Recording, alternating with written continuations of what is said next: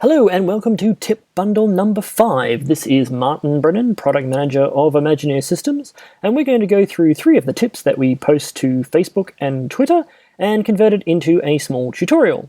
Now today's 3 tips are actually pretty closely related, so I'm going to run through a single shot and just go through them quickly one by one.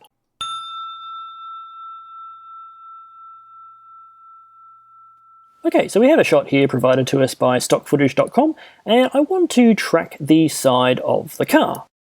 Now, I've already tracked the front part of this, so I've got the ground here already masked out so it doesn't interfere with the side, and I'm going to draw a new spline now for tracking the side.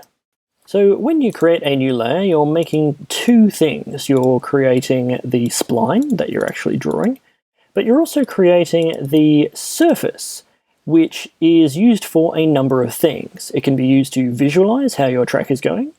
It can be used to define the area you want to export in a shot. And it can also be used to manipulate the tracking data when you track in manual track mode. So you can manipulate this surface at any point. So for example, if I wanted to put it up here on the window area, I can now use that to help visualize the track as I go from this window. So I'm going to turn on my perspective here, and we'll set our value to 90, and I'm going to start tracking backwards. And we can see that surface is now moving along with our track in the area that we positioned the corners of that surface. So if I start tracking forwards, we'll see the same. Those corners for the surface are staying in the corners of the window because that's where we placed it, and it shows that our track is going well. If we decide that we don't want it there, we can manipulate it in a number of ways. We can either move the sides, the corners, or we can use the Q, W, and E tools to physically move the whole surface object. Or obviously a combination of things. The thing that you've got to take away from this, however, is that when we move the surface, we're not animating it. It's still moving along with the tracking data, but we're not generating keyframes for this surface. So this means you can continually update and move your surface around without it actually affecting the tracking data. The only case where this is actually different, and I'm just going to adjust this back to the window for this example, if we switch to manual mode, you'll see that my track becomes individual keyframes. And now if I move down the timeline, you can see this little red box around the surface area. If I move this manually now back to the original position of the window, you can see that it's actually manipulating the shape over here because now it's affecting the tracking data, and you can see also that it creates a tracking key in the timeline. So now when I drag through the timeline, you can see it actually tweens between the original tracking data that we did in auto mode and the key that we created manually over on this frame. Now, we don't recommend using manual tracking unless you absolutely have to fix a problem shot, but it's a very, very useful tool to be able to adjust problem areas within your footage.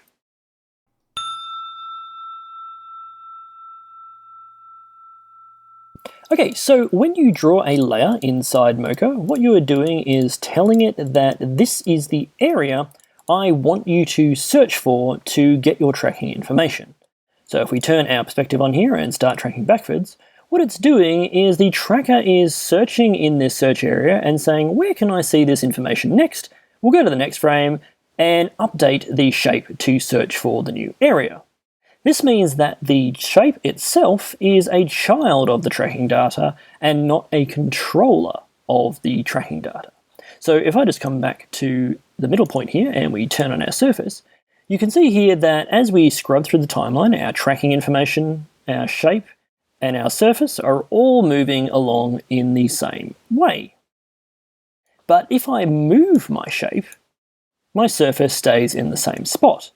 This is because the surface and the shape are children of the tracking data, and so when I move my shape, it's not affecting the tracking data, and therefore not affecting the surface.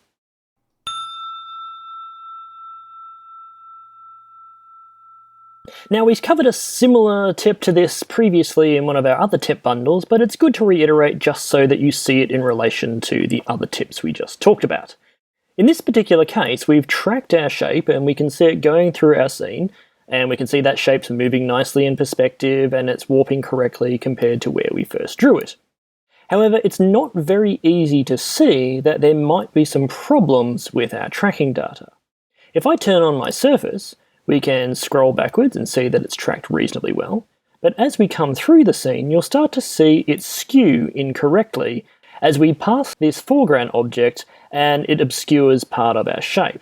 So it's good to always have the surface on so we can see how the tracking is going over time, and we can go back and correct before we see any more mistakes. In this particular instance, I should have moved my layer below my foreground object so that it blocked out this part of the shape, and so the foreground wouldn't throw off my track. An even more productive workflow is to also turn on the grid, because you can see here, even though I've lined up my surface, it's actually not that well lined up with the corners and the lines of the window here. And so the grid lets you see just that little bit better how that surface should be sitting in the shot so that it's resting where you want it for an insert or other tracking data. Now when I scrub through the shot, we can definitely see how that grid is moving over time. And again, as we get to that problem area, the skew is much more dramatically realized because we've got a bigger surface area to see how that shot is going. So that wraps it up for tip bundle number 5. You can always find our tips on Twitter at Imagineer System with the hashtag MochaTips. And you can also go to Facebook at facebook.com/Imagineer Systems. This has been Martin Brennan, Product Manager for Imagineer Systems, and I'll see you next time for tip bundle number 6.